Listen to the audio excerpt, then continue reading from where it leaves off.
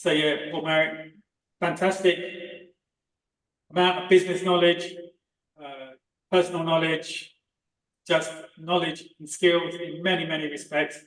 I was talking to a good friend, a fitness lady, this afternoon about Paul and about how I've gained knowledge over the years, having listened to him on Clubhouse. And initially, no, there's not much to say, or you don't really nail it. But initially, Paul will tell you that I was fairly defensive. When I used to listen to him, he used to give his opinion or a viewpoint or aspects of what he was talking about. He'd see things differently, and I was like, I realised that he was actually trying to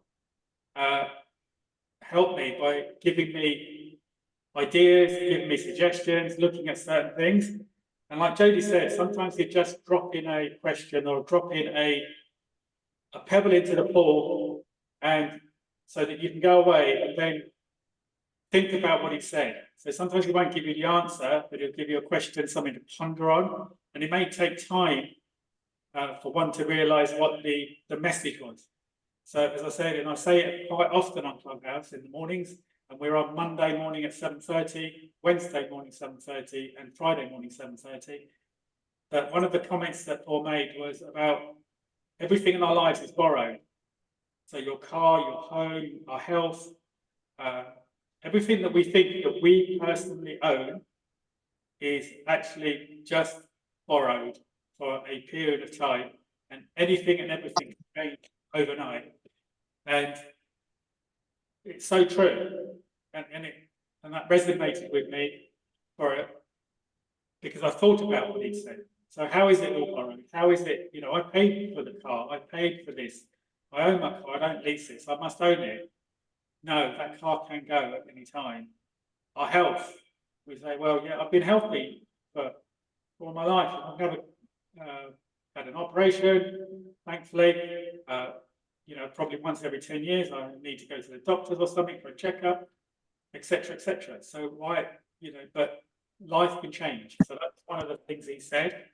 One of the other things he said is that if you're going to ever go into a partnership or a joint venture with anybody, on the day just before you're signing your agreement, or when you're preparing the agreement, treat them like they're a thief. Treat them like they're going to steal money from you. Treat them like they're going to be the most honest person you've ever dealt business with. When I heard that, I actually thought to myself, well, why would you actually go into business with that person? Why would you do these things? But then I realised that at that particular moment, the context of it is absolutely correct. As in, think of them as this person.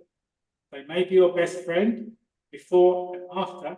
The day after you sign the agreement, they are your best friend, but you need to be thinking to protect yourself in the beginning. So that's just a couple of bits. Paul has been in business 45 years, various businesses, and before joining the property business, and joining the property business, starting his property business, he's going to talk to you about his journey today. And one of the other things that I acknowledge and admire about this situation is that he's a very, very, very wealthy man, but he has such a heart for his tenants. And a lot of his tenants have been with him for 20 years and plus, and they've been there a long time. And he started to sell a part of his portfolio, but only when that property is ready to go or the tenant is ready to move. And so he's taking the tenants into consideration as his customers and his friends, not particularly as tenants. And again, all of those things just goes to show the type of person he is and the morals that the values that he holds in life for the people that he deals with. So Paul has put together a presentation for this evening, which is fantastic. Thank you for that, Paul, in spending the time doing it. What I would ask is that if you've got any questions, either you can put them in the chat box or raise your hand, and we'll try and pick them up. But this is an interactive session, so please feel free to contribute, ask questions, etc. If you're joining us for the first time, welcome. We're really pleased that you're here. If you've been here before, you know the format, and also welcome. Great to see so many people, even if you're not got your cameras on, it's fine, because we still know that you may be getting value and you may be doing other things in the background, but hopefully you get some great value today. So Paul, how are you today? How's your day been? My day's been quite busy. Me and Sunil had discussed a kind of different layout for tonight, but for varying reasons that didn't work out. So at the last minute, I decided to throw together a presentation, which I never quite got finished. So it's a bit in the raw format, which I'm not used to as a professional speaker. However, I only had about less than an hour to work on it. So I've managed to throw some bits and pieces together. And what's the point of the presentation? Well, as it says at the top of the screen, it's success in property in a different way, if you like, and perhaps in a different way than the way that you have heard many, many people talk about previously. So there's an adage out there in property, which I've never believed in, and many, many people do believe in. And the adage in property is that you don't wait to buy property, you buy property and then wait. In other words, you hold property, you buy and hold property. And I know that Sunil's a big fan of buy and hold, and that's one way to make money in property. But another way to make money in property is to do more than buy and hold. It's buy and sell, buy and trade, buy and swap. And that's how we've built up the portfolio that we have and also the funds that we have as well. So what I'm going to do is I'm going to first of all talk a little bit about myself and tell you a little bit about myself, just in case you've never come across me before. So my name's Paul Merrick, and I'm a Scottish business owner. I'm an angel investor. I'm a business consultant. I'm a professional speaker. I'm a property developer, and I'm a co-author of Unpacking Your Property Business Plan. I established my first business at the age of 15 and was exporting vehicle components halfway around the world by the time I was in my mid-20s. We started our first property company back in 1998. And we did that with less than £40,000. I'm now involved in a number of businesses across different sectors, including the property sector. And I've been involved in many property developments over the years and have built up a debt-free portfolio of commercial and residential properties.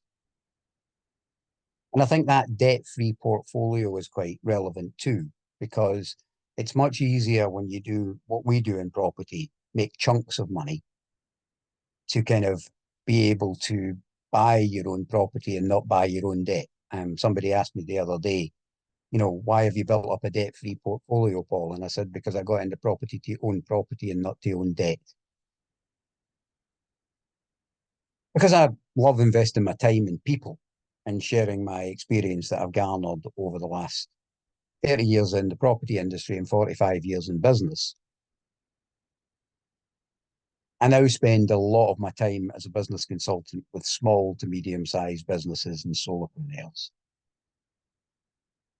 So what's the idea today? We're going to lift the lid on scaling in property.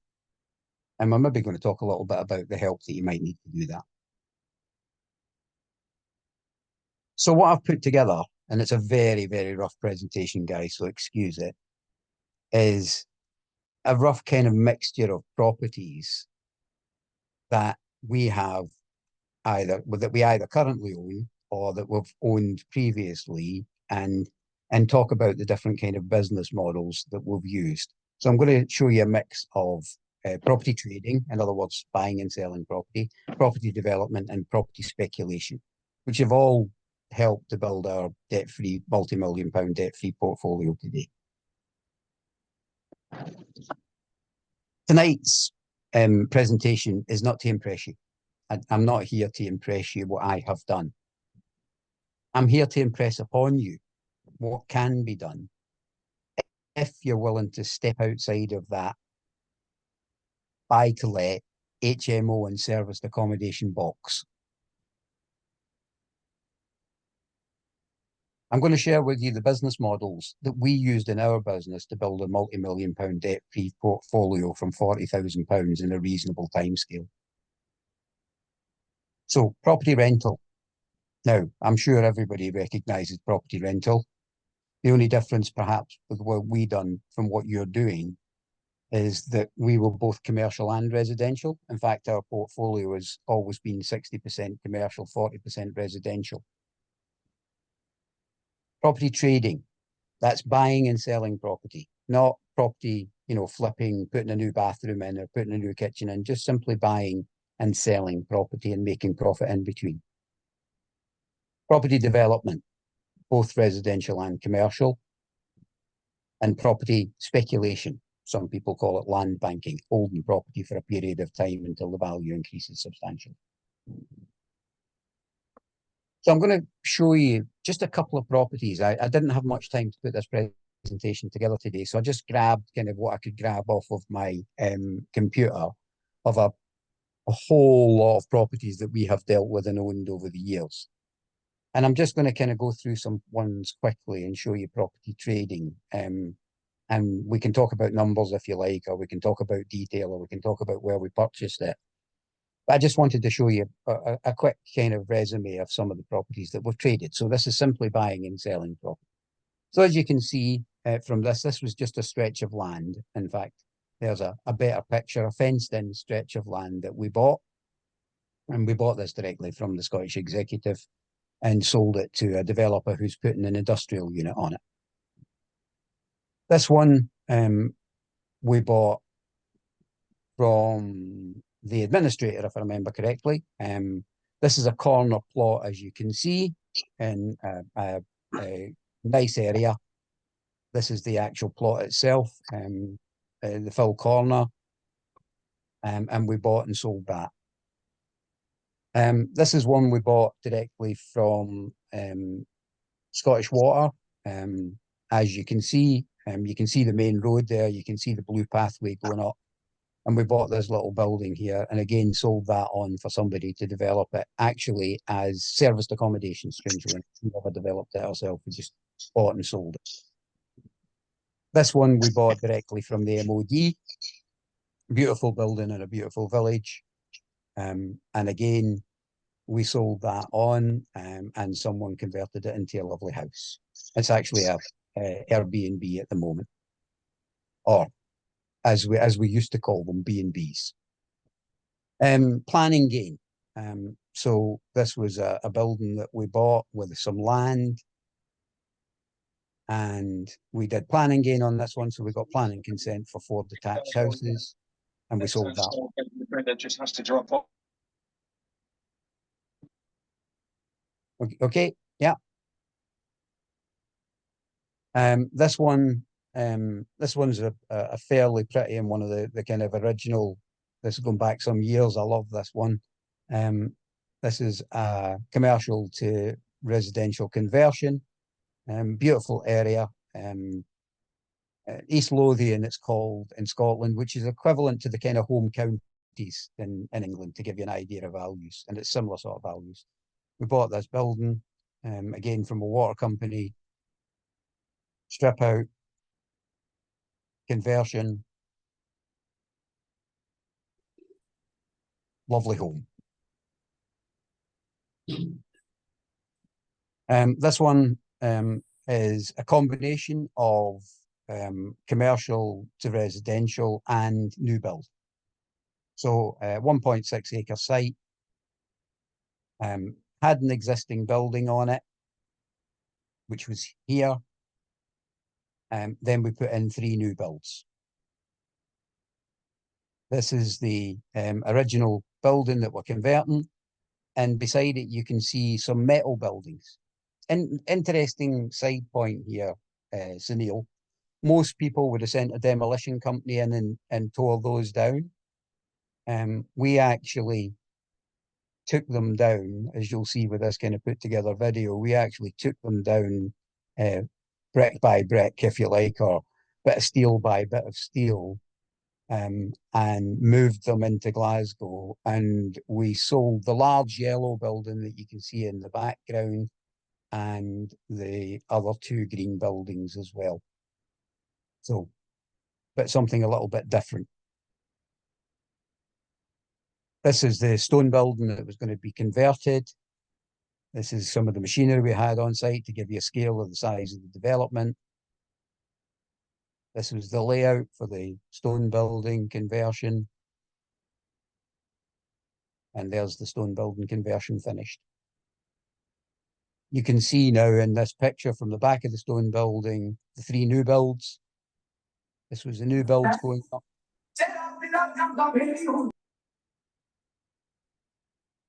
This was the new builds going up. This one's an interesting one. This one we bought as an industrial unit. It sits on a fairly main road. You'll see this is it here. When we bought this, there was absolutely nothing round about it. The way it sits now. So that's our building. There's now a McDonald's there. That's our building in relation to McDonald's. There's now a KFC. That's our building in relation to the KFC.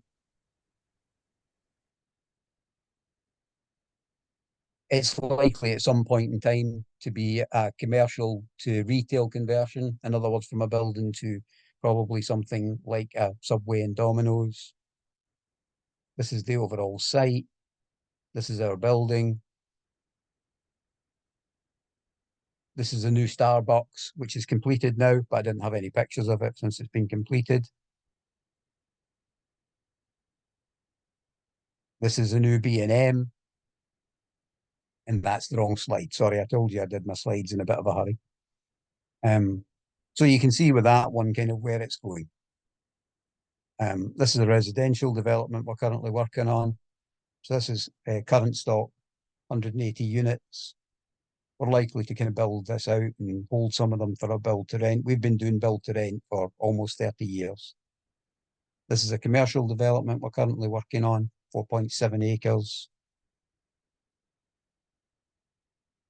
This is a layout of a trade retail park. This is a 3D that I think we showed the last time that I was with you.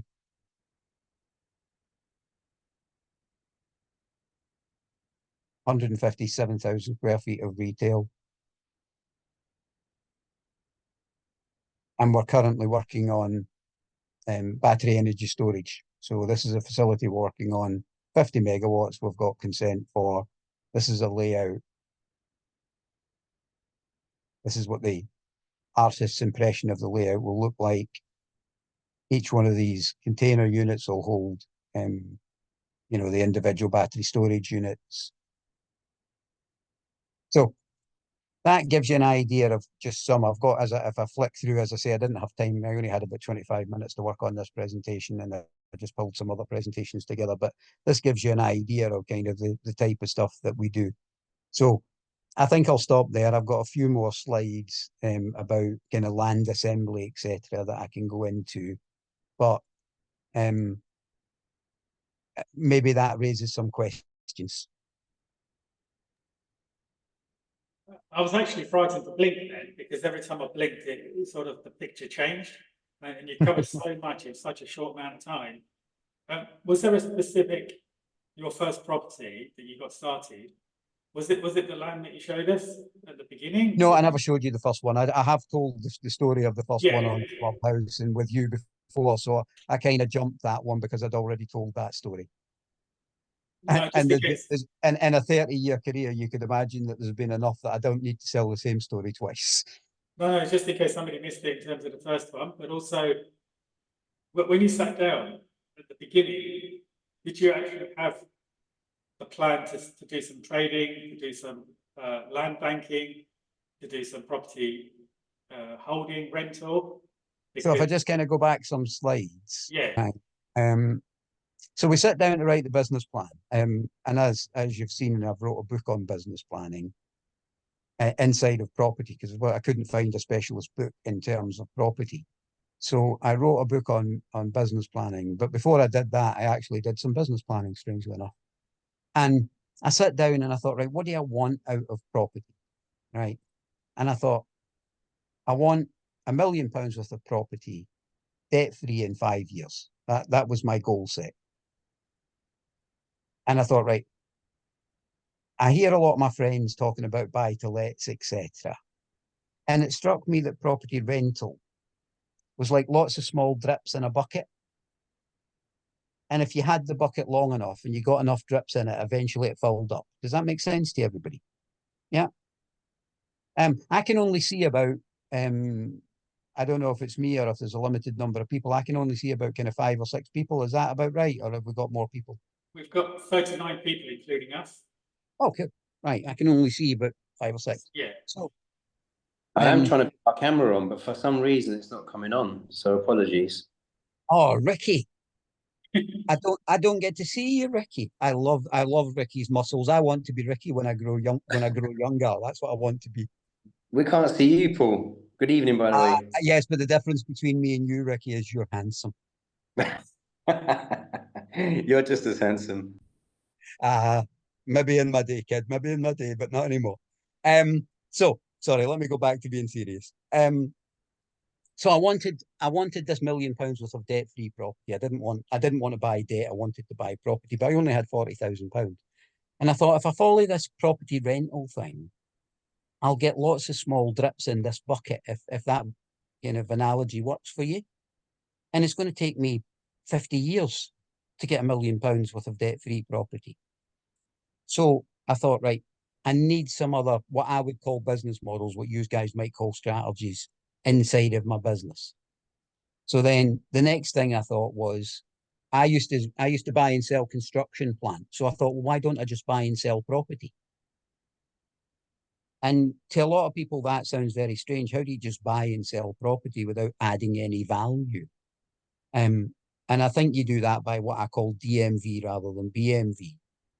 So BMV is below market value, but different market value is where you buy it in a less populated market. So I've got a phrase that I use all the time, which is right move's the wrong move, because that's like buying retail. And I wanted to buy wholesale. So I thought, right, okay, I can trade property and that'll make me some chunks of money. Is this making sense to everybody? Yeah? Just nod if it's making sense, yeah? So I thought, right, if I can get some chunks of money, if I can make £10,000, £20,000, £30,000, then that lets me buy another property. And then I thought, right, okay, the other way to make chunks of money is property development, both commercial and residential in our case. So if I'm buying property cheap enough that I could trade it out, then perhaps I can develop that property and I can then sell that and make a bigger chunk of money. And then property speculation. So if I can make these big chunks of money out of trading and I can make reasonable chunks of money out of development, then I can afford to park some of that money for a period of time in speculation. So if you look at that, what's interesting about it is, for me, and what made sense in our business plan, Sunil, is there's 1 drips of money, but there's 3 chunks of money. So people kind of often ask me, how have you built up a debt-free portfolio? Because 3 out of 4 of our business models were about chunks of money. And only 1 was about drips of money. Does that make any sense, or can I bring any questions? No, absolute sense. But I think the question that always comes to people's mind is, where do they get the money from to do the other strategies or to do the other business models? Buy to let, yeah, it drips in money, but how do you get the big money? Okay, so let me put some kind of numbers on the ones that we did earlier on. Would that make sense? Yeah, absolutely. So Is that the a fair first ever question? I'm not going to bore people because I have told this story before, but the first ever property that I bought was £2,500. And that's because it was somebody's liability. It was costing them a fortune. It was a brewery and it was costing them a fortune, or about to cost them a fortune. But if I just go through some of the ones that we actually looked at. So this one I bought from the Scottish Executive, right? This is not that long ago, actually. I bought this one from the Scottish Executive, but it gives you an indication of what you can do. It was a small piece of land, less than an acre, ideal for 1 small industrial unit. In fact, one of the industrial units that I took down from the development that we showed earlier on is actually going on this site, and I sold the unit as well. But I bought that for 10,400 and sold it for £25,000. So I think most people could come up with £10,400. Does that make sense? Yes. Just nod, people. I can see your faces. If you can just let me know that you're alive, right? That's good. Yeah, if you're in agreement, can you put your thumbs up, both of them, say that Paul? Or just nod your head, or just Yeah, let me do know that you. something. Yeah. Next one. What did we pay for this one? We paid £15,000 for this one. Corner site. With some trees on it. Paid £15,000 on that, and if I remember correctly, we sold that one for 45. This one, we bought that one directly from the water board for £36,000, and I think we doubled up on that one if I remember correctly. So is this all sounding, to most people, I'm not saying everybody, is this sounding like amounts of money that you could get a hold of? Yeah. And are the profit margins sounding reasonable that you can see how you start?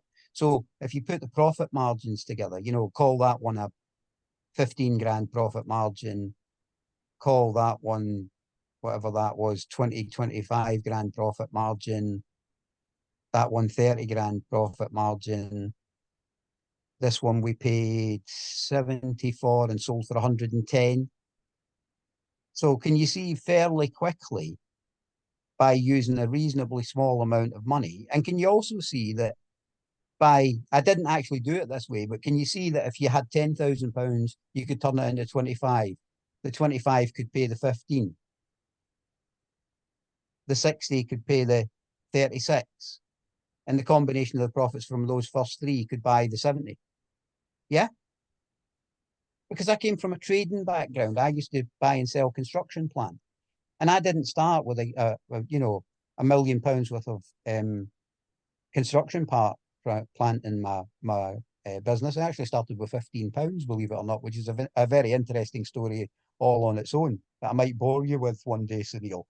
How I made £15 into £900. I think we'll all be interested in that story now, aren't we? Who's interested in that story? Yeah? Amazing, 15,000 into 900. I don't think I'll be able to sleep tonight. I don't get. Well, it's got nothing to do with property, I'm disappointed to tell you. Right? I've always been interested in things that nobody else is interested in. So I was interested, all my friends wanted to kind of be car dealers, and I thought everybody wants to be a car dealer, and I don't want to be a car dealer. But I realised that some cars went out the auction and they went for export, and I thought, oh, that's interesting, this export thing. So I got to know an exporter who exported plant and machinery and vehicles. And I said to him, look, I had no money. I left home at 15 with £15 in my pocket. And I said to him, what do you buy that's really cheap? And he said, I buy those wee Petters engines over there. And I said, what do you pay for them? And he said, we pay 30 quid for them. And I thought, right, okay. So I then kind of got one of my, because I wasn't old enough to drive, so I got one of my friends who had a van, and we drove about, and we eventually came across this construction company. And I went in, do you have any old engines? And he opened a container, a shipping container. And it was full of these Petters engines. And I said, would you sell them? And he said, yeah, we'd sell all of them. And he said, what would you give me for them?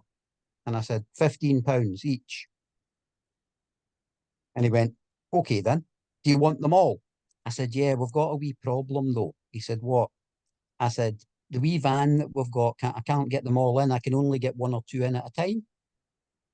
And he said, okay. I said, so I'll pay you for one just now, and I'll take it away, and then I'll come back and get another one and do that. Now, the reason I was paying him one at a time is because, remember, I only had the £15. You following this, yeah? So I gave him the £15, put the engine in the back of my pal's van. We drove over to this exporter, sold it for £30. And I can now go back and I can buy two engines. We put two engines in the back of the van. And we went back, and then I could buy four engines. We couldn't fit four engines in the back of the van, so I went back and picked up another two. And we did that till we emptied out the container. And when I was finished, I had £900.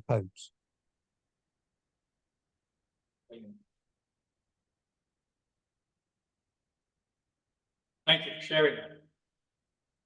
Brilliant. So trading something I've always done. So when I got into property, I just did trading. Is this making sense?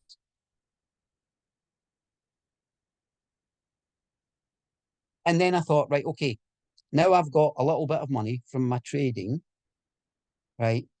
Can I start? It wasn't for this particular property, but it was a property not dissimilar to this. Can I buy a piece of land and then can I get some planning gain on it? And I did that. This one's quite interesting, actually. This one we bought for £18,000 plus VAT and sold for 120.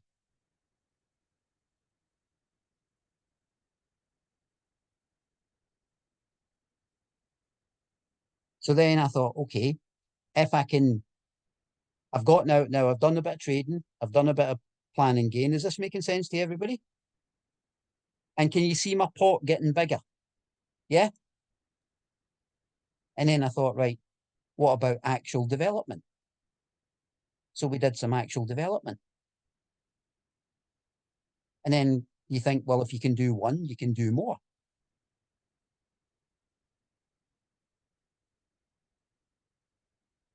So is this making sense?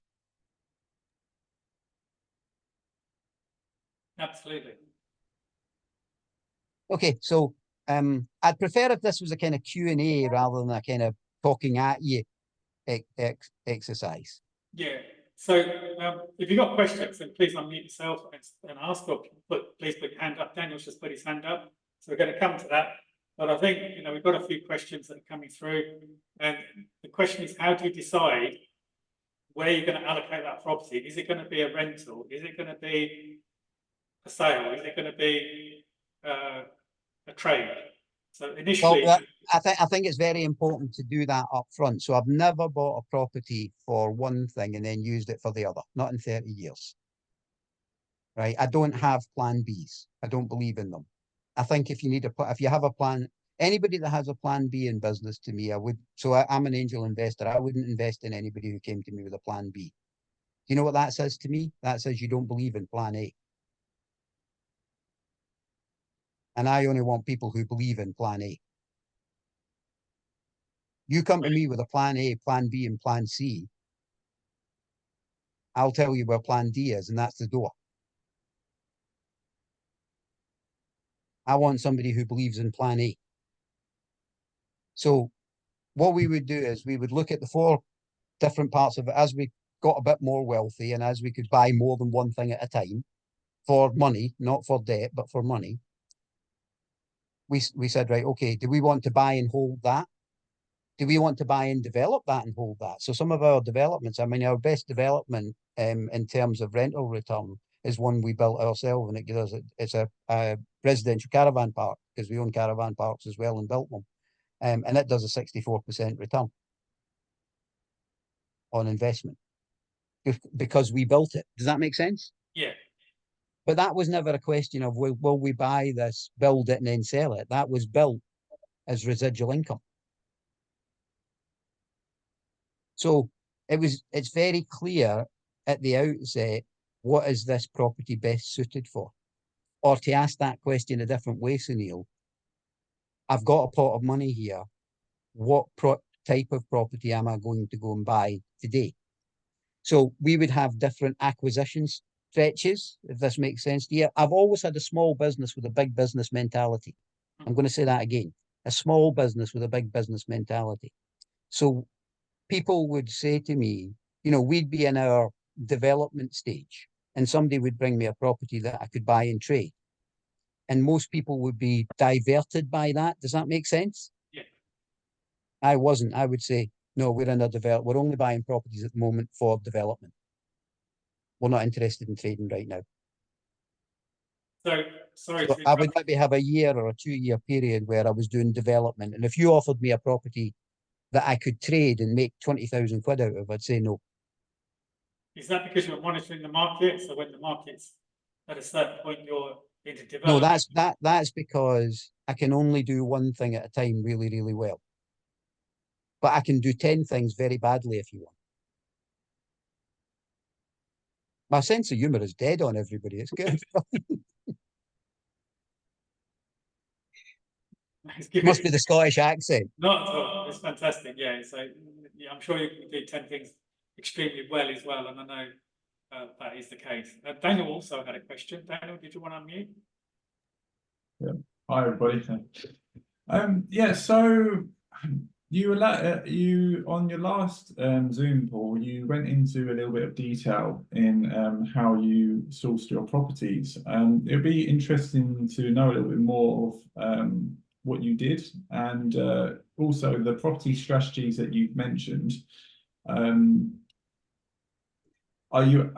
you actually go to those people and say, I'm looking for this type of transaction at the moment?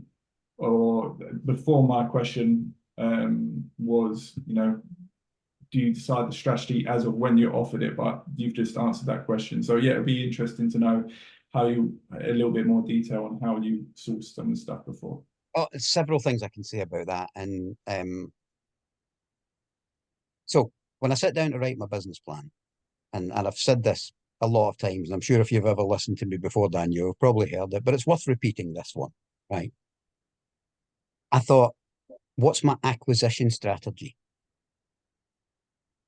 Now, when you go into business, no matter what business you go into, if you've got a product, you need an acquisition strategy.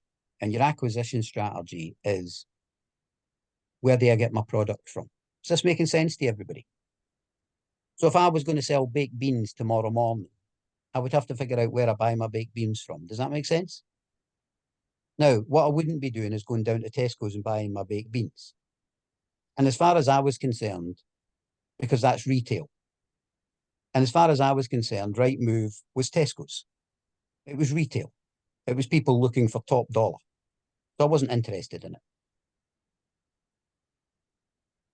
So I started to think about who had a lot of property.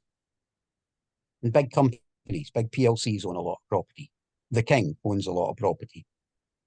The NHS owns a lot of property. The MOD own a lot of property. The first company I ever bought from was a brewery. They own a lot of properties. And I looked at the biggest landowners in the UK, and I thought, that's the people that I want to approach. Now, here's the interesting part about this. I was with one of my clients today as a consultant, and I was talking about that little man that we all have in the back of our head who tells us we are useless. And I'm sure if you're honest with yourself, we all have that little man in the back of our head who questions us, or little woman who questions us all the time. Can you do that?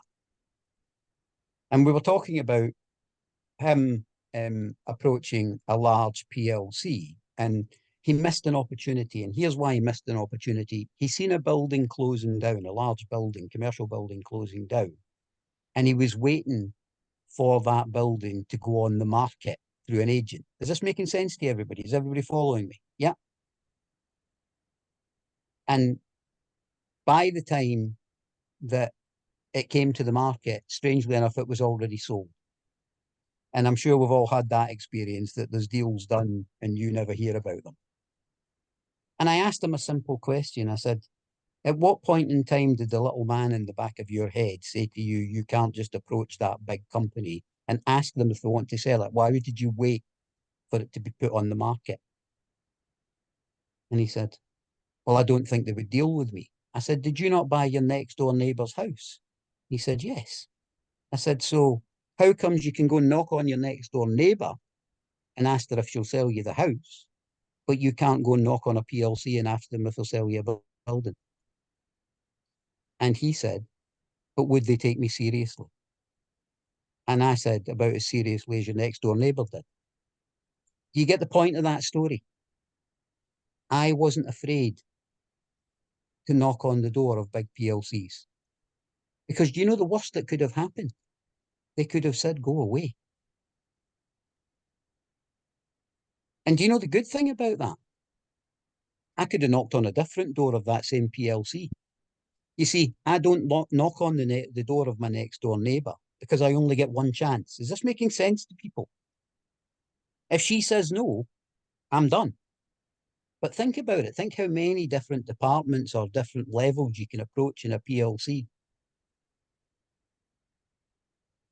So I was never afraid, Daniel, to knock on the door of a PLC, because one of the things I've managed to do in my life, and one of the things I work on with my clients, is making that little man in the back of your head who tells you you can't, or that little woman in the back of your head who tells you they can't. I'm very good at telling them to shut up. Actually, I've got another phrase that I tell them. It ends in off, but it would be impolite here. So I had no issue knocking on the door of big PLCs. Because I think that what stops most people doing that is they don't believe big PLCs will deal with little old you. But your next door neighbour might. Does that answer? I'm going to talk directly to Daniel because Daniel asked the question. Does that answer your question, Daniel? Yeah, I think it does. In one aspect, do you think you got to that stage where you were able to tell that little man to F off? To go away, yeah. To go away. To go away. Do you think it's from your background where you've actually built up little by little, or do you think it was if you had the money that you would have jumped into the higher stuff? It would be interesting to know a little bit about your mindset of how you got to the point where you are, whether it's just the gradual steps or the gradual steps were only dictated by the actual funds that you had available at the time. I'll answer the question and be 100% kind of open about it. I left home at 15 because I didn't get on with my dad, and I had £15 in my pocket. And at that point in time, you know, I couldn't get any assistance from, you know, the government or anybody else because I wasn't even old enough to sign on, as we called it in those days. Right. So I had to make my own living, and I've been doing that since I was 15. That gives you a degree of confidence. I also got around people who were already confident. I think confidence is infectious. I think lack of confidence is infectious as well. So I got around people who already believed in themselves more than a lot of the other people that I grew up with. And that rubbed off. And I became a business consultant because I love doing it, and I love working with smaller businesses, and I love kind of, you know, helping businesses grow. But one of the reasons I became a business consultant is because very early in our business, I brought in a business consultant and everybody told me I couldn't afford them. And I said, I can't afford not to have them because he knows how to make a small business big. And what I knew at that point in time was how to keep a small business small. I'm going to say that again. He knew how to make a small business big. All I knew how to do was keep a small business small. Does that make sense to anybody? Does that resonate with anybody? So lots of influences, Daniel, made me think I can do this. Do you think the business consultant helped you in that aspect to the actual mindset type of thing? Saying, because from what you've just mentioned, it sounds like that would be the case. I think 75% of business consultancy is mindset. I'll cover some of the things that I talk about in business consultancy if we've got time. But I think it's 75% of its mindset. 25% of it's what I call nuts and bolts. You know, teaching people how to build a business, how to write a business plan, how to build a business model. Every business has got a business model. If you don't build your own business model, your competition or the market will build it for you. You know, Rolex is a classic example, right? Most people in business, their pricing is dictated by the market or by their competition. Does that make sense? Right. And people who don't have much business knowledge and much marketing knowledge, what they do is they let the market dictate how much, you know, like let's take serviced accommodation, for example. Somebody might say, well, I'm going to run my serviced accommodation, I'm going to get £100 a night. And then the market charges £80 a night and suddenly they're £75 a night. Who's dictating their prices? That's because they have no business model, no differential. Look at Rolex. Rolex brings out a new watch. Not only does it tell you how expensive it is and ignore the rest of the market, but it also limits the amount of them that it sells. Because it builds in such a profit margin into each watch that they don't need to sell loads of them. Most people haven't taken enough time to study business, and they certainly haven't taken enough time to study mindset. One of the best things I ever done as a business consultant was go away at the age of 42 and get a qualification in psychology. Anyway, can we go back to questions related to tonight? And I'm not saying that one's not related tonight, but I don't want this to be a sales pitch for business consultancy. I just want to say how much it helped me with my mindset. Get around people who know how to take a small business and make it big. Don't spend time around people who know how to make a small business small. So, Paul, on that note, you talk about business consultancy. The property industry talks about coaches and mentors. So if somebody was to ask you, what is the differential on your side, what would you say? Why would... I did a brilliant Clubhouse about this, to be honest with you. The difference between a trainer, coach, a mentor, and a consultant. All very different. I'm not decrying any of them, right? A trainer is somebody, you know, we get trainers in for health and safety, and they teach our guys how to climb a ladder. Does that make sense? They train them how to safely climb a ladder. You know, a driving instructor is a trainer. Does that make sense? They train you a skill, right? A coach is about mindset, right? Coaches are about giving you great mindset. You know, a tennis coach isn't necessarily about how to hit the ball correctly, because most tennis players know how to hit the ball correctly. It's having the right mindset to go into that match. A mentor is the one that I don't really believe in, if I tell you the truth, right? And one of the reasons I feel that mentorship gets a bad name in the property industry is there's 6 key personality types. And if you meet a personality type just like you, who's your mentor, you will get on fine and you will be successful because you can copy everything they do. Does that make sense? Mentoring is really about copying. Yeah. But imagine Sunil was my mentor or I was Sunil's mentor. We are completely different personalities.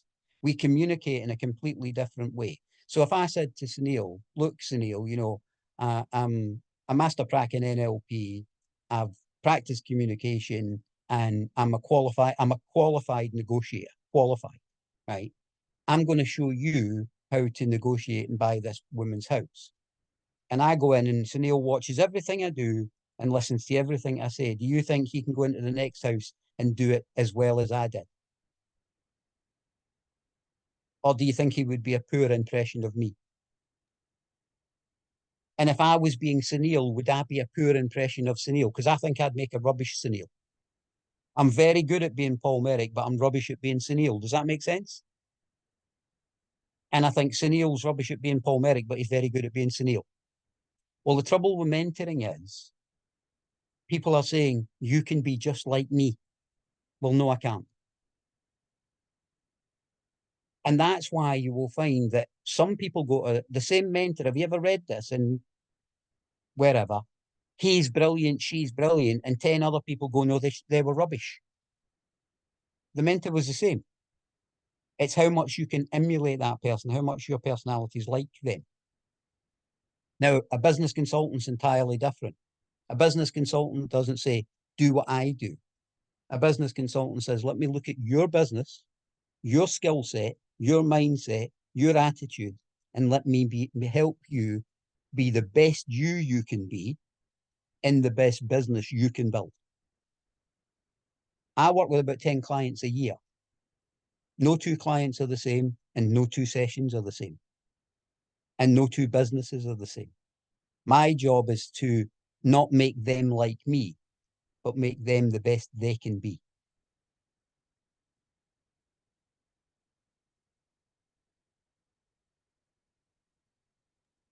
Brilliant, Paul. Thank you for answering that question in terms of the clarity. business coach, so trainer, coach, mentor, business consultant, and what the differences are and the mindset. And yeah, I agree with you know that you are you, I'm me, and it's when people try and be somebody else, then it doesn't become as they're genuine, and that's where it causes the problems. But then you've got another question, and please feel free, anybody else, to come in and contribute and join in the discussion, because this is open forum. We've got, you know, Paul with so much knowledge, experience, wealth of knowledge, and it's free, so just touch into it. Is there a question that's stopping you in your business? You'd like answered, you know, take the opportunity now. But over to you, Daniel. Paul, you mentioned that you go through cycles of what you do and certain strategies. It would be interesting to know what cycle you're in now, whether you're coming to the end of it, at the beginning, and what that is. So we're in a cycle that we've been in for a few years now, which I'm not really as engaged in as I once was, because when you build your business to a certain level, Daniel, you don't need to be you personally don't need to be concentrating on everything, if that makes sense, right? So we're still in the disposal phase, because I'm selling up my property portfolio, so that's going on kind of as we speak, and I'm also still in the development phase. So if we went back to the 3 developments, sorry, I can't remember where we are in my very quickly put together presentation. But if we went back to the 3 projects that I'm currently working on, so this is what kind of takes up my time, if you like, at the moment. So I'm in development stage. So we're doing this one. This is right now. This is one of our sites. It's 180 units, in other words, 180 flats, high density, 2 and 3 bedroom. And when that's so that's in the planning stage at the moment. When that's built out, we'll hold on to some of that as our build to rent portfolio. We're doing this commercial development. We've been doing this for a wee while. This was held back by COVID. So it's a big site. We had the potential tenants and everything on board. Everything was going in the right direction. Then lockdown came. COVID closed this down. We then came back to it, and the price of steel had went through the roof. It was going to cost an extra £2 million to build out this development, because as you can see, they're steel frame buildings. So because we own these sites and we don't have any debt on them, and because we don't have anybody breathing down our neck, to be frank, we just mothballed that and waited on the price of steel coming down. It's now done that. It's not as good as it was before COVID, but it's not as bad as it was directly after lockdown either. So it's at a level now that it makes sense. So I'm working on that. And the new, most exciting thing I'm working on at the moment is battery storage energy. I believe that development of the future is in renewable energy. I think a lot of people will move away from traditional kind of commercial and residential development and move into renewable energy. And we are very proud to say that we are at the forefront of this with a 50 megawatt project that we're working on. So that was literally what one of my calls was today. It was talking to someone about battery energy storage. I think last time I missed the opportunity about learning more about the battery storage, the energy storage systems. And it's great to see that picture, because you described it on Clubhouse as storage units, as in the tanks that. Well, they're essentially shipping containers full of battery cells. Yeah. So, you know, it's great to see that picture. I'd like to come on to that in a minute, sort of how you transitioned from the property business or the property industry into this, because I think that there is a great lesson there. But Z user, that said they're identified as on here, is asked the question: how did you purchase your first property for 2,500? I don't understand. So I think this is the story you're saying. So if you could just put that I'll tell it as briefly as possible, because I've told it a couple of times before. So I built up this kind of list of potential kind of bigger companies to buy from, or agencies or whatever. And one of the companies I approached was breweries. And then we approached a brewery, and they had a piece of land about 25 miles outside of the city of Glasgow in a lovely wee village. And there'd been originally a pub and a pub and a cottage, and they demolished them, but they'd never taken them away. There literally was a mound of muck and brick, and the council were pushing them to clear this site. So, and when I say pushing them, I mean instructing them. And that was going to cost them time, effort, and money that they didn't want to spend on it. So it became a liability to them, because the council felt that it was a dangerous site, in terms of kids playing on it, etc. So we went to them and we said, look, we're not buying an asset off you here. We're buying a liability from you. This is a liability of yours. This is going to cost you lots of money to clear the site. And then what do you do with the site when it's clear? So it was a nominal fee of £2,500.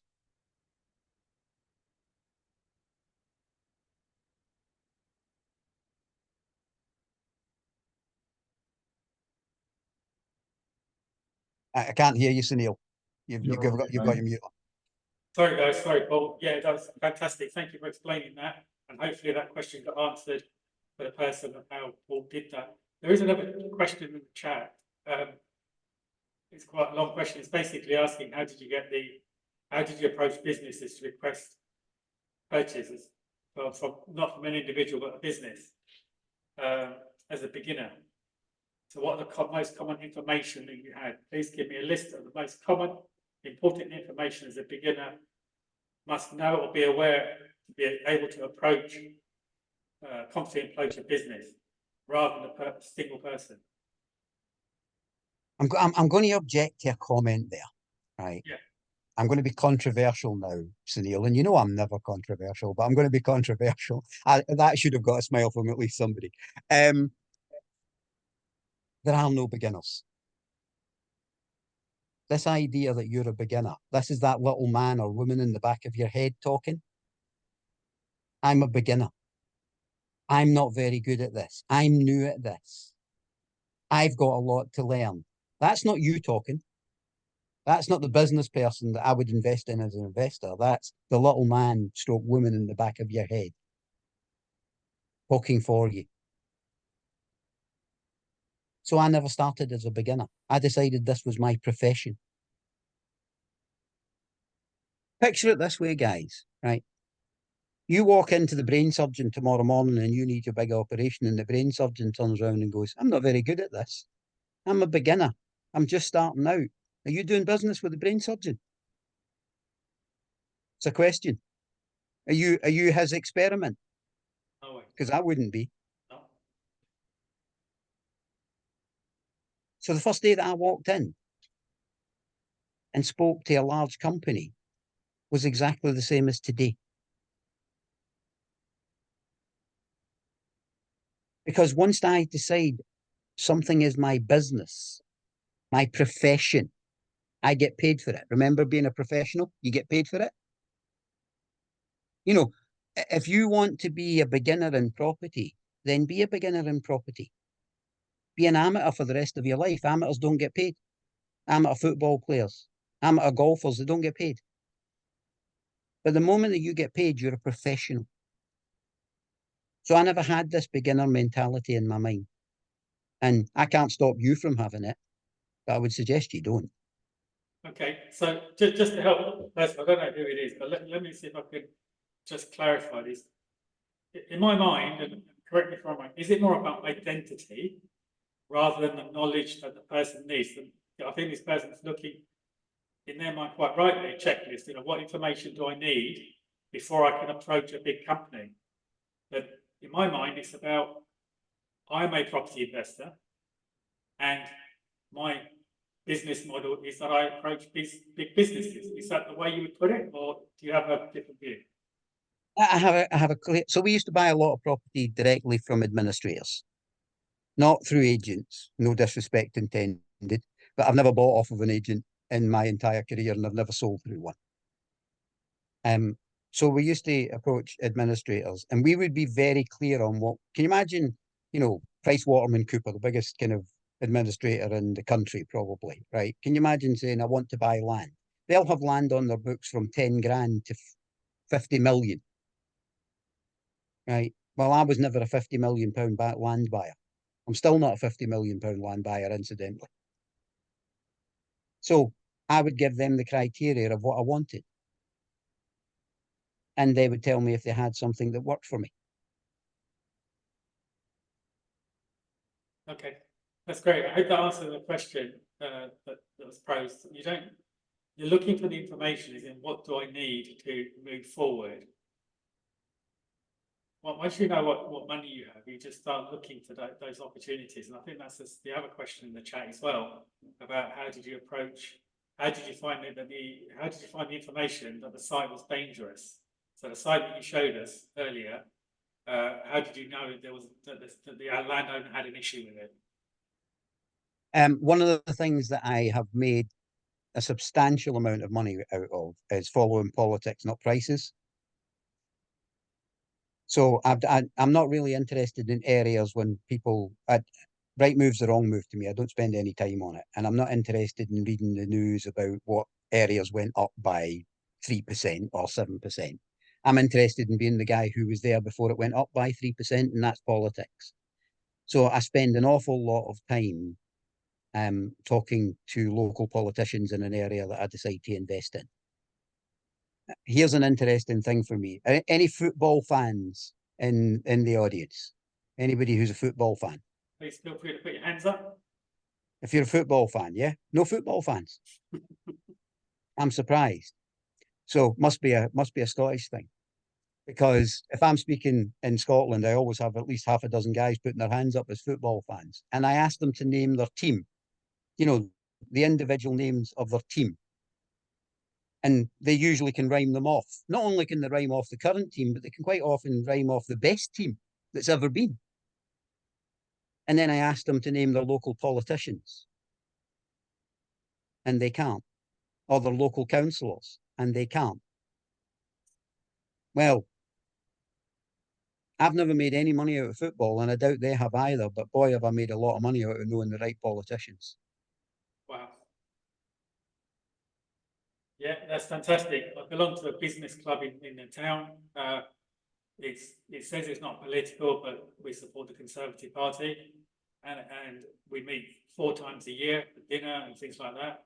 I've had more business come out of those meetings than I have networking once or twice a month, because it's the caliber of people that you're talking to. So what Paul said, I totally agree with you.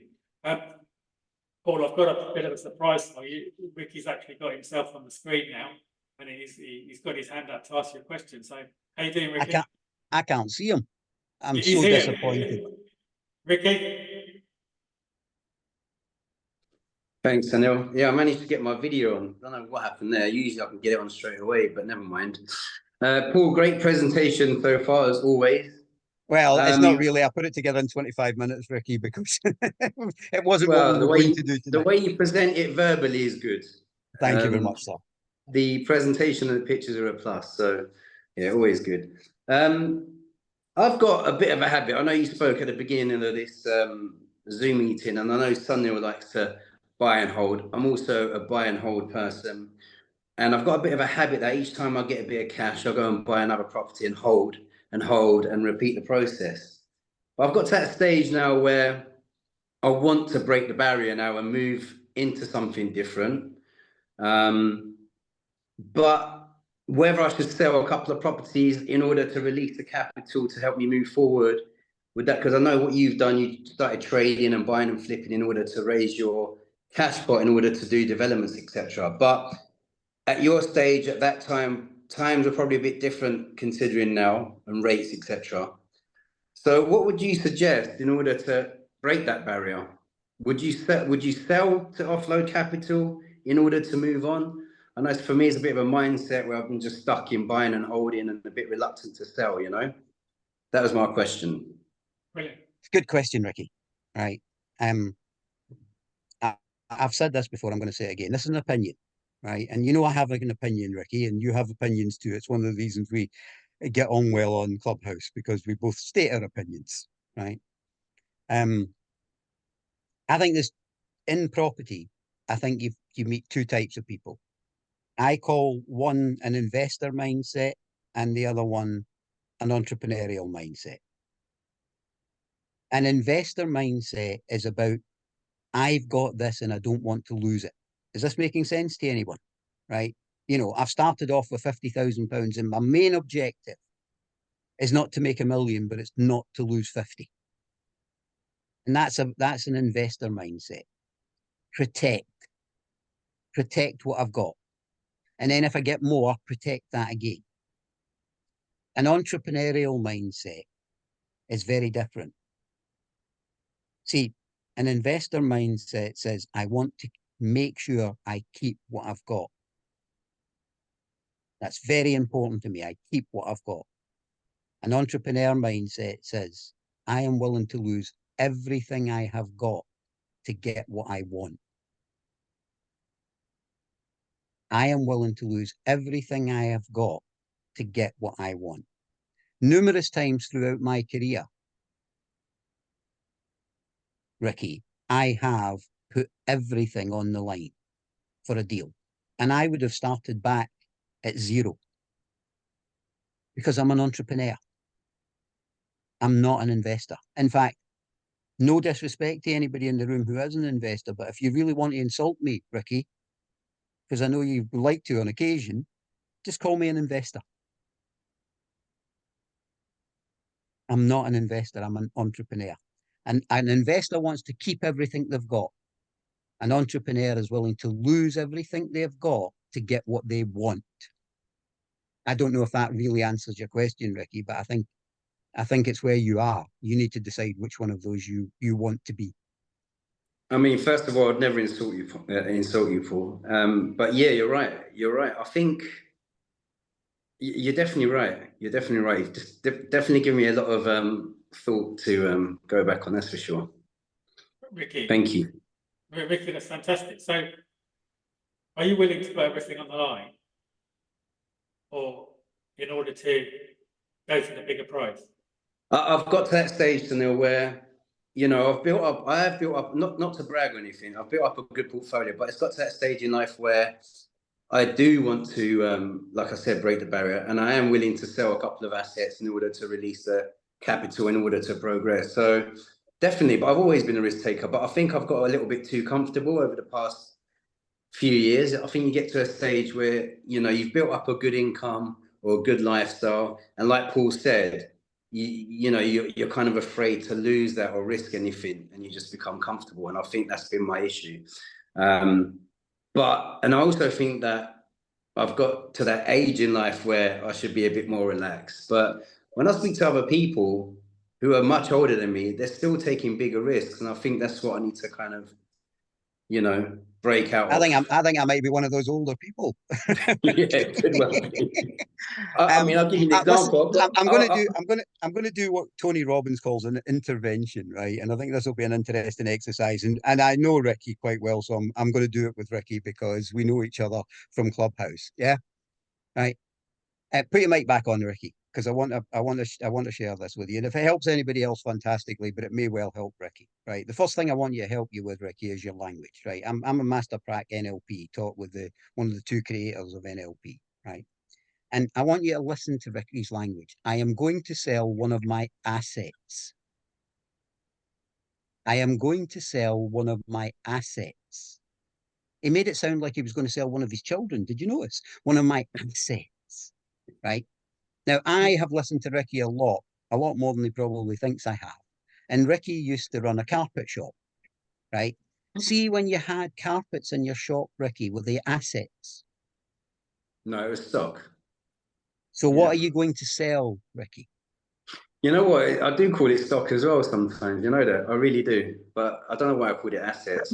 I class it as an asset, probably more as an asset than stock, I guess, which is probably why I'm holding on to it so tightly. But can you see how our language, guys, you know, one of the things that I talk about as a consultant and spend a lot of time with my clients on is our language, our neuro-linguistics, the way we talk to ourselves, right? If Ricky's thinking, I'm going to sell an asset, how much more difficult does it take it to sell that asset? I don't have any assets, Ricky. It's interesting for a guy with millions of pounds worth of debt-free property, isn't it, that I don't own one asset. Do you know what I've got? I've got a bunch of stock. Now, ask yourself this, people. If me and Ricky were going tomorrow to sell a property of about the same value and he was thinking it was an asset and I was thinking it was stock, who would have the more reluctant sale? Because I think would. Ricky, yeah. So I don't know if you're going to hear this tonight, Ricky, or not. Right, it's your call.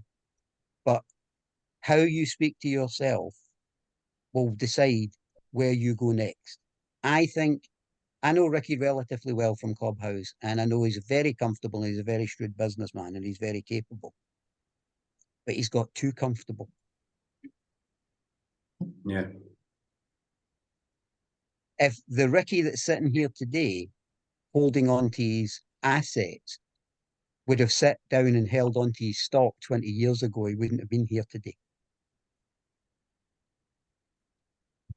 And your mindset and your language and the people that you're spending time with, Ricky, are going to be a barrier for you to move to the next level, which I know and Ricky knows he could.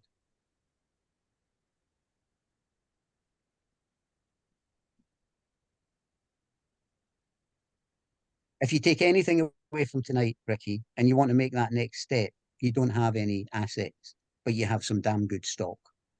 Yeah. Does that help anybody? Yeah, absolutely. Because I'm with Ricky in my thinking process, and I spoke to a Jewish family. They were big investors in London, and he once said to me, he said, "So they'll sell all your residential stock off because I have mainly residential," and he said, "Then go into the commercial business." I never did that because I see it as assets and not as stock.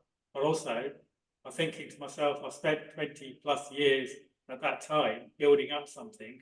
Why would I want to sell it to start again? So I think it's the same question, isn't it, Ricky, for you, or that I've gone through, is that if you had to sell everything, well, would you sell everything? Do you need to? You don't have to sell everything, but I think it would help to get to that point, wouldn't it? To say, if you had all the money, what would you go into? Because we've got this lovely picture in front of us that is going to generate so much more money than what we're able to at the moment.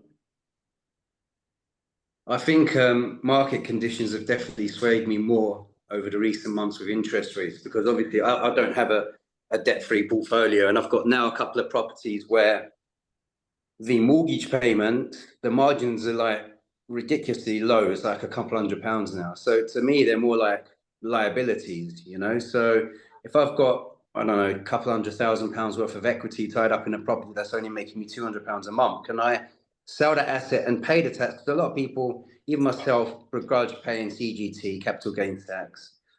But then can I use that capital to move on to other stuff like what Paul's doing, or even commercial units, etc., etc.? And that's where I'm shifting at the moment,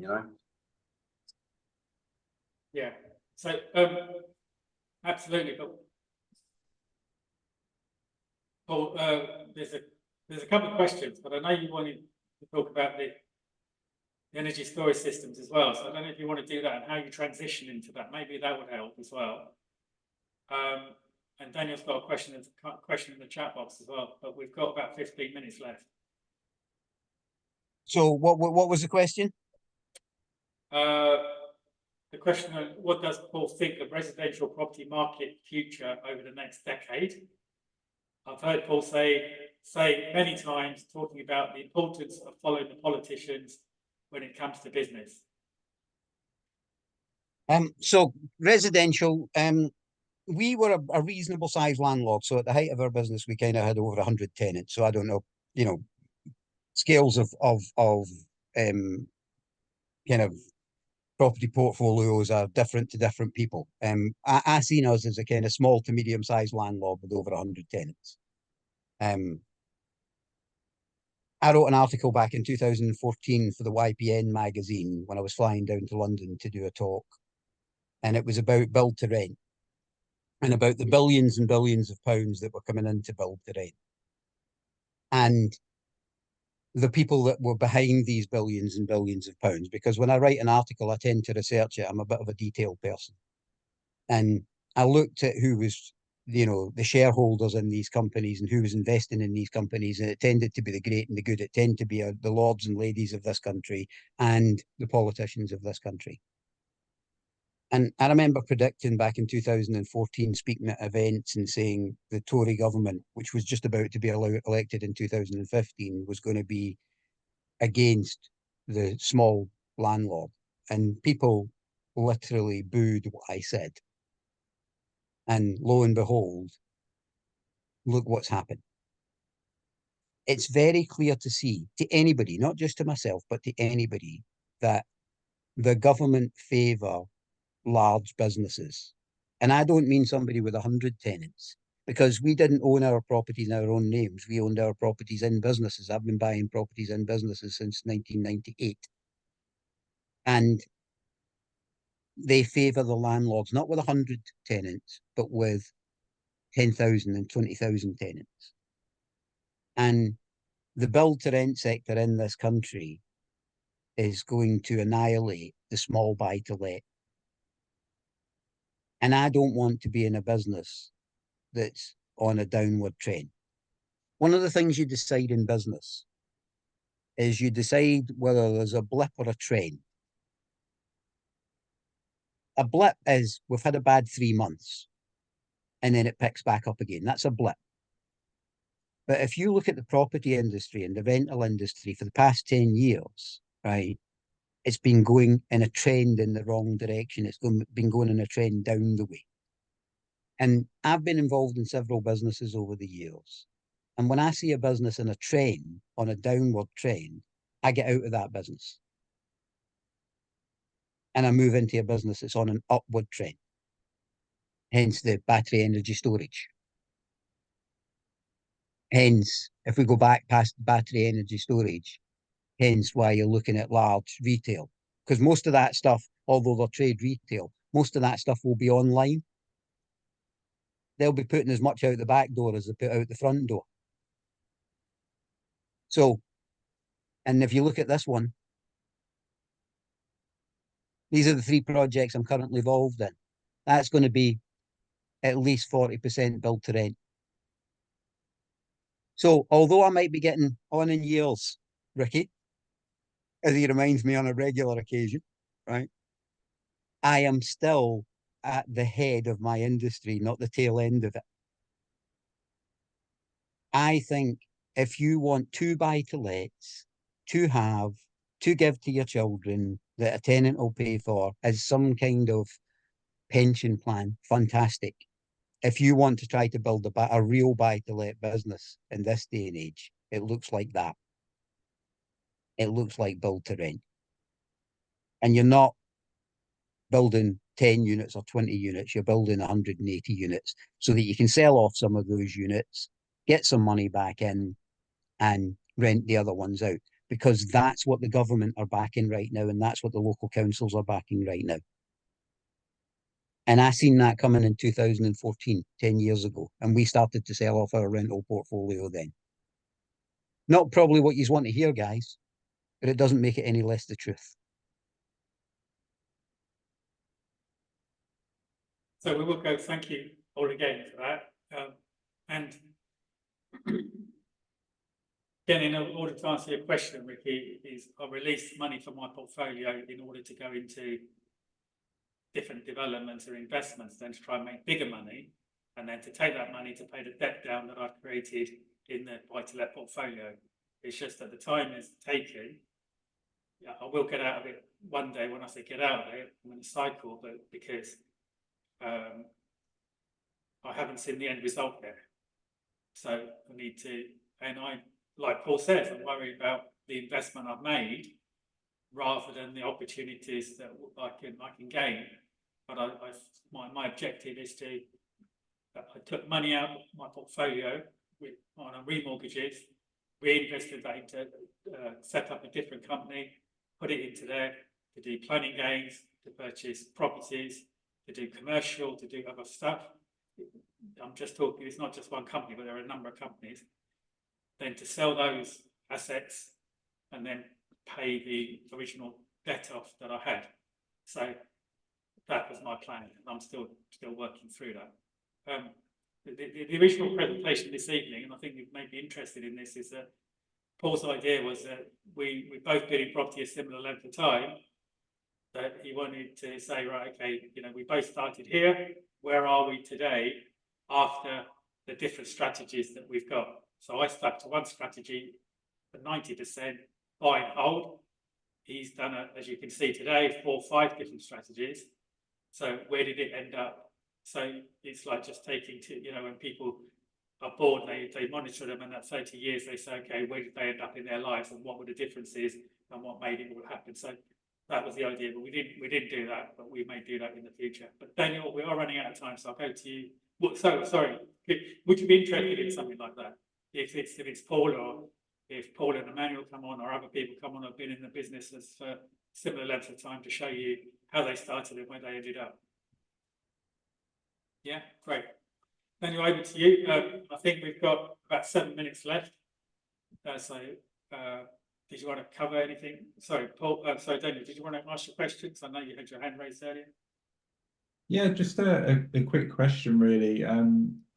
Paul's, you've explained how you started off, and it sounds like you bought the stock outright and then you traded up. But the stuff that you're working on right now, you know, especially for example the blocks of flats that you're developing now, it'd be interesting to know how you're going about financing that, and if you've done any creative stuff with the commercial side, you know, whether or not you get like a decision in principle or something like that in regards to the leases, which then helps you get finance to build it out. It would be interesting to know a little bit of insight to how you go about those things, please. Okay, so let me just go through the projects again. So this first one, this is quite an interesting one. I'm working on with a younger developer on this one, and we're selling him the core site before it has the benefit of planning consent, but it currently has a residual income from its current use. And we're selling them that site. We're selling them at £550,000 below market value. We're doing vendor finance for the vast majority of that. Because he's a bit younger than I am and a bit kind of keener than I am on development, because I am not as keen on residential as I once was. So therefore my heart isn't in it. And I want to touch on that at the end if we have time. I want to touch on some slides I have at the end. So he's going to do that. So £550,000 discount from the market value of the site as it currently stands without the benefit of the planning. Vendor finance in terms of we'll vendor finance it. I'll help him go through the planning process and everything and take him through that, because I've got 100% track record in planning. We then have a deal that when we we're likely to do a JV on with a much larger builder, and we'll put the land in, they'll put the development costs in, we'll finish the site, we'll sell off the units that we sell, and then we'll split the remaining units between us, and then I'll take 50% of that. So that's how we're doing that deal, if that makes sense to you, Daniel. Yeah that's perfect. Thank you, Paul. Fantastic. Sorry, I'll just go on to the next one. I'm just going to explain all three. So this one, we'll build this as what they call a piecemeal development. So we won't build out the 157,000 square feet in one go. One of the units that we currently have has a very experienced engineer in it. He's in 8,000 square feet at the moment. We will build one of these units. I don't know if you guys can see my cursor. Can you see my cursor? Yeah. We'll probably build out this unit here. We'll put that tenant directly into that unit. He will then manufacture the rest of the units. We will do this self-fundedly because we own all of these sites outright with no debt. We will then build these out, and we will let them, as we build them out, we'll put the infrastructure in. So we'll put all the groundworks in. We'll build the first unit. We'll put the engineer in there, and then he'll build the rest of the units, which gives him work, which pays rent to me. And then we'll let the units out and we'll build that piecemeal. So we can probably financially afford to build round to about here at the moment, the infrastructure into about here, if that makes sense. And then as the rents comes in from that, that will be a self-funding exercise and we'll build the rest of it out. Does that make sense to everybody?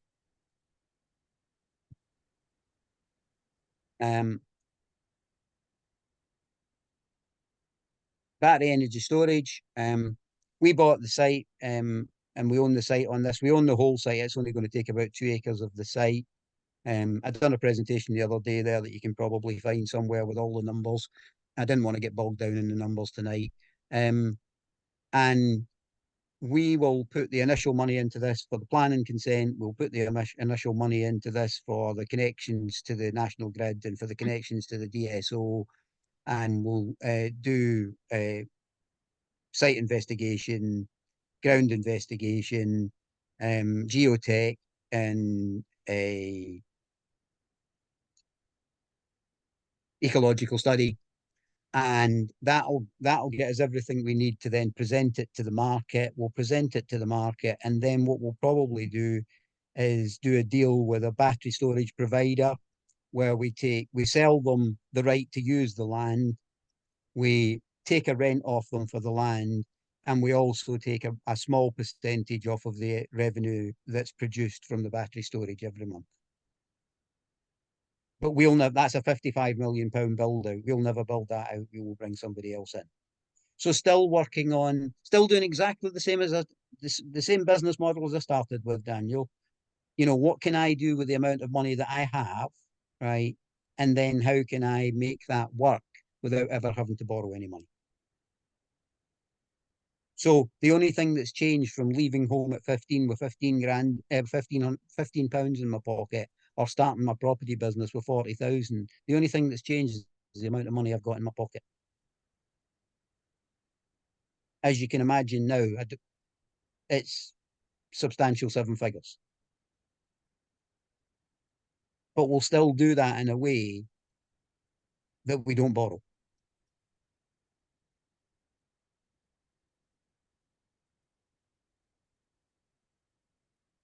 Fabulous, absolutely fantastic. Any final questions from anybody? Is there, Paul, did you say you had some slides to share? Yeah, you touched on the business consultancy earlier on. Got kind of get into the mindset a little bit, and I did a kind of demonstration of mindset and language set with Ricky. I just want to talk about some of the things that we cover in the business consultancy because, you know, somebody said, what does business consultancy cover? It covers things like basic business skills, right? Many people go into business and they don't have basic business skills. Right? You know, don't know how to write a business plan. They don't know how to kind of build a business model. We talk about work-life balance. No point in leaving your job and giving yourself an even worse job with no kind of all work and no play, as they say.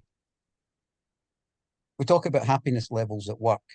No point in being the richest, miserable person in the room. And I've met a few of them, incidentally, and I bet you have as well, Sunil. We talk about improving your communication skills. And that's the really interesting one because you don't only have to communicate with the outside world, but you have to communicate with yourself. Now, no criticism of Ricky, but we all heard Ricky communicating to himself quite badly there and saying, I don't want to sell my assets, as opposed to saying his stock. So we talk about communication skills with the outside world because we're in a communication business, and also the communication with yourself. We improve our understanding of our customers. In other words, we learn how to understand other people. One of the smartest things I ever did in business was go and study psychology. A better ability to prioritize tasks and workload. A lot of busy fools out there, and I'm sure we've all met one. You know, they're very busy, but they're not really doing the right thing.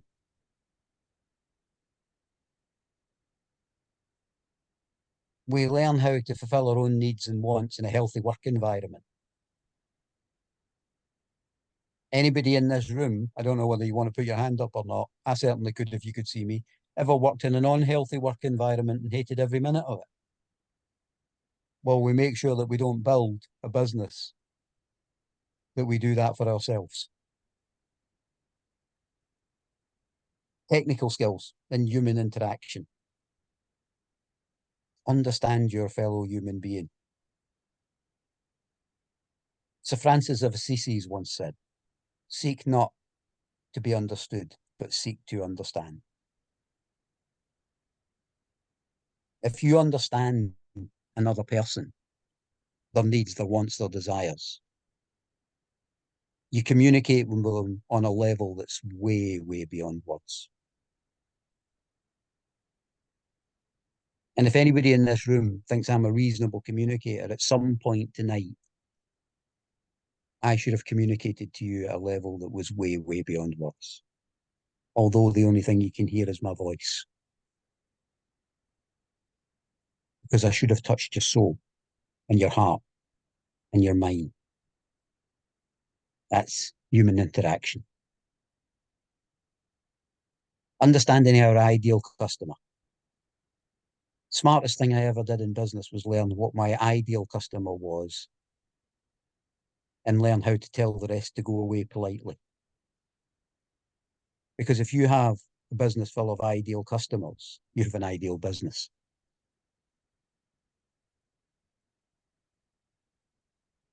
Achieving a business that is not about the outside marketplace or your competition, but it's about you. I gave an example earlier on of Rolex. Rolex is a classic example of that. Their prices and marketing isn't dictated by the outside world. It's dictated by them. Is this making sense to people?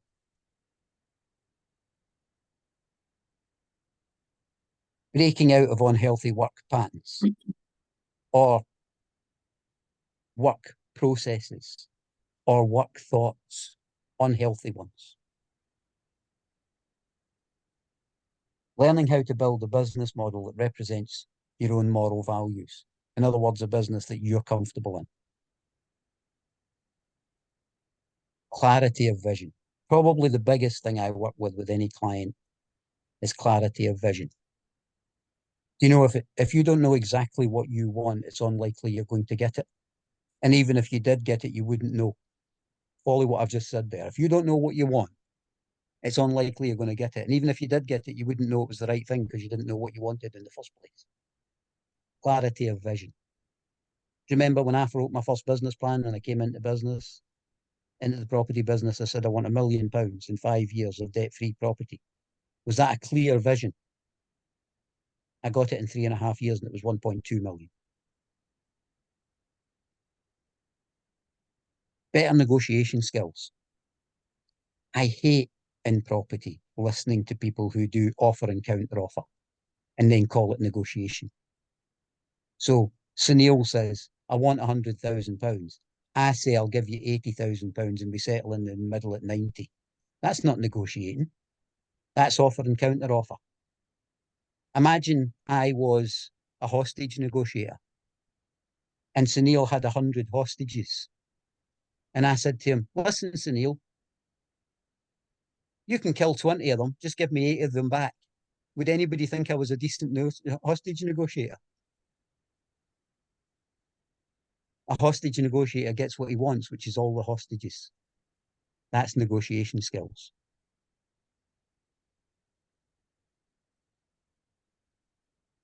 Starting with the end in mind. The great Stephen Covey from 7 Habits of Highly Effective People.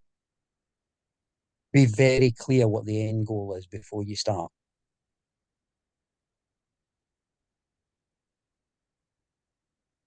Here's one for property people. Having a business that has an entrance door and an exit door. If you're going to spend your time building a business and putting your money, time and effort into that business, it should be worth more when you're finished than it was when you started. Now, if you're relying on property doing that, then that's the market that's either giving you that or taking it away from you. Does that make sense to everybody? But if you, like we're in the process of selling commercial properties at the moment, and because we bought a commercial property and because we put a business into that and put a lease on it, that property is worth more money, but people will pay us X for the property and Y for the goodwill of the lease. Many years ago, we were involved in, well, it wasn't that many years ago, a few years ago, we were involved in a van leasing company. And we sold what they call the metal for one price, its market value, and then we got a substantial amount of money for the business itself. When you go into a business, you should have an indoor and an outdoor. I pretty much knew when I was coming out of this industry the day I went into it.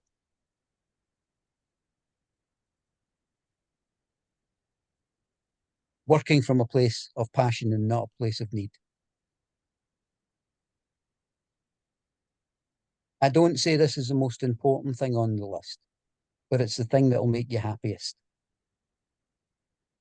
When I first got into business and I was young and I had no money, I done every deal because I needed to. And I dealt with every person because I needed the money. And I was, what's the expression? Bleeding miserable. And then I got to about 20 and I thought, I'm not doing that anymore. I'm only going to work with the people that I'm passionate about working with. And I'm only going to do things that I'm passionate about. And I'm very privileged, guys. I have spent 45 years in business. And 40 of that 45, I love what I do. It's why I come onto things like this. It's why I'll talk at the drop of a hat about business. Because I love what I do. There's many men my age with my income who are on a golf course somewhere. And power to their elbow because they love playing golf and they're passionate about it. Me, I'm passionate about being in business. And I suspect I will be to my very last day. If you can work from a place of passion and not a place of need, you will have a successful business. But more importantly, you will be a happy person. Back to you, Sunil. Fantastic, and thank you for so much value this evening. You've gone through so many different aspects, given us here in the last slide in terms of mentorship. If anybody wants to get in contact with Paul, I haven't put the number in the chat. I can do, but if not, you can reach out to me just in the WhatsApp group or etc. And I'll connect you. Thank you, Colin, for your comment in the chat box. Paul, appreciate your honesty, and I think you said it how it is. So you know, second what Colin is saying there, Paul. I'd ask you if you've got any. Please put in the comments your biggest takeaway or some appreciation for Paul's time today. It's given me a lot of thought process. You know, Ricky's questions from Daniel, and the way Paul has answered those questions, and makes you think about what to do. The key is the next thing that you're going to do is going to be the key. And we're talking about the election and what's going to happen. I was going to swear there, but I never swear, so I won't. But it ain't going to make a load of difference what those guys up in Parliament are going to do. It's what we do on a daily basis and our brain power and the opportunities that we're going to see in the next months that are coming. So it's positioning yourself. It's getting a mentor if you need a mentor. And I'm not, you know, saying go to Paul. I'm just saying if you need a mentor, reach out to somebody, get a mentor. If you need a coach, do what you need to do. Get your questions answered, because the opportunities that are going to come. I don't have a course to sell this evening. The opportunities, so you can't buy anything from me. You can't ring me up and say, yeah, here's my £10,000 and here's my credit card, because I don't do that. What I'm saying to you is the opportunities are going to come in your local market, and you've just got to be ready for those opportunities. Get your strategy, get your business plan correct, find out what you're going to do, and don't do what I've done sometimes is, you know, I buy a property and think I'm going to trade it, I'm going to flip it, or I'm going to do this. 3 years later, I'm still holding on to it. Yeah, because like you, Ricky, I was saying, it's an asset to me, it's not stock. Even, you know, Mark Lloyd talks about assets all the time, talks about stock rather than assets. And I just can't get my head around it. I'm sure I will do one day, but I'm sure Paul has helped me. So, well, I know Paul has helped me to think about that again and looking at it as stock rather than as assets. So, you know, I'm with you, Ricky, so, you know, that thought process in terms of the properties and what we call them, etc. So absolutely brilliant, Paul. As always, please put your comments in the chat, and we will reach out to anybody that wants anything. You can reach out to me if you need anything. Paul, you happy to talk to people as always? Always happy to talk to people. So can I give a final thought for tonight? Yes, please. Thank you. I said at the beginning of this, I don't know whether you took it in or not. I didn't come on here tonight to impress you about what I have done. I came on here to impress upon you what can be done. Because look at my history. We were a very poor family. I left home at 15 with £15 in my pocket because, frankly, I couldn't get on with my dad. I've built, I'm not going to say a property empire, but I've built a substantial property portfolio, and I have dealt in millions of pounds with millionaires and even occasionally billionaires. And I've done all of that, not because I'm the smartest guy you're ever going to meet, not because I'm the most capable person you're ever going to meet. I'm not even the most hardworking person you're going to meet. I have one thing. I have belief. I have belief that we're all created equal, that we all have the same opportunity, and that we can all do anything if we can silence or at least quieten that voice in the back of our head. If we can keep that voice down.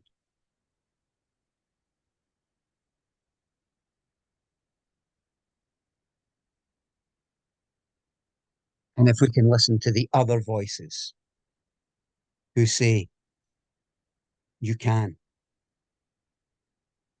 And not that voice in the back of your head that says you can't.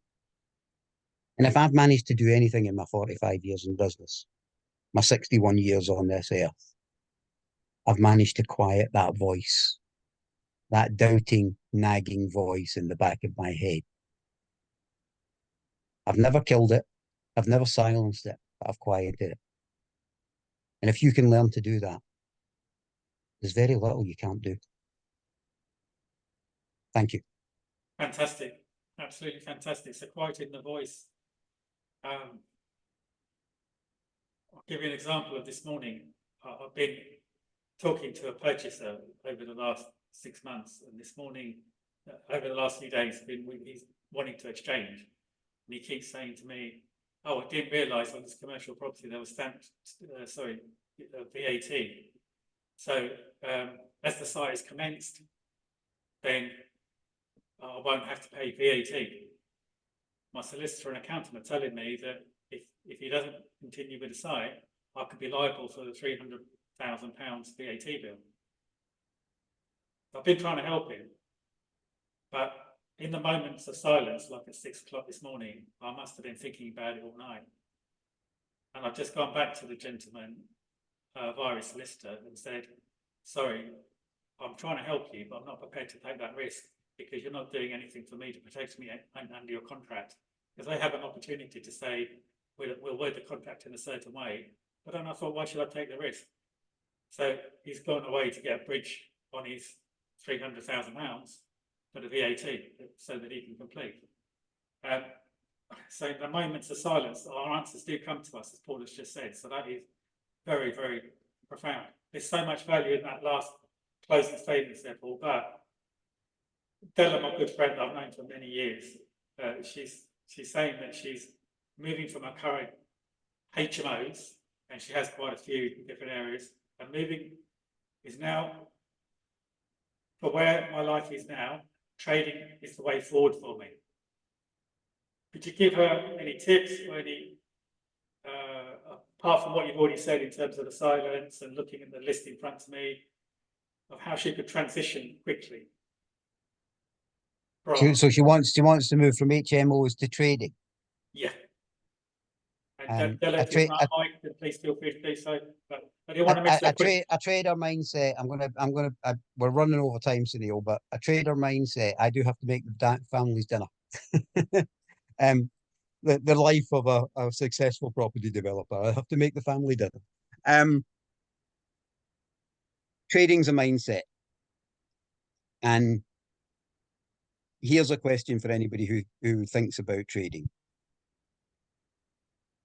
I'm going to use you as a guinea pig, Sunil. Is that okay? Yeah, we could use Della. The question. Right. So let's imagine that Sunil wants to be a trader, and I'm going to ask Sunil this question. Right? You've just bought a property at auction, Sunil, and you paid £100,000 for it. Yeah. Hmm? And you think you can trade it out for £120,000 in a more popular auction, let's say, for example. Yeah. And you put it into that more popular auction, and you put a reserve of £120,000 on it. And the auctioneer phones you back and he said, the best bid's 80. What would you do? I wouldn't sell it. I know what the answer is. The trader would trade it. I would not trade it. I didn't ask what somebody else would do, Sunil. What would you do? Hold on until I got the price. Now, what Sunil's just almost proved there, right? By being almost honest, right, was that he would take it back out of the auction. Yeah. Right. I would. And what a trader would do is a trader would probably say, put it back in again at 100 grand. And then if the auctioneer phoned him up and said it's still only doing 80, do you know what the trader would do? He would take the 80 and move on. Yeah. So I can't remember the lady's name. Della. Yeah. Della. If you would take the 80 grand and move on, you're a trader. If you would try and refurb the property or put it back into another auction and try and get your money back, you're not a trader.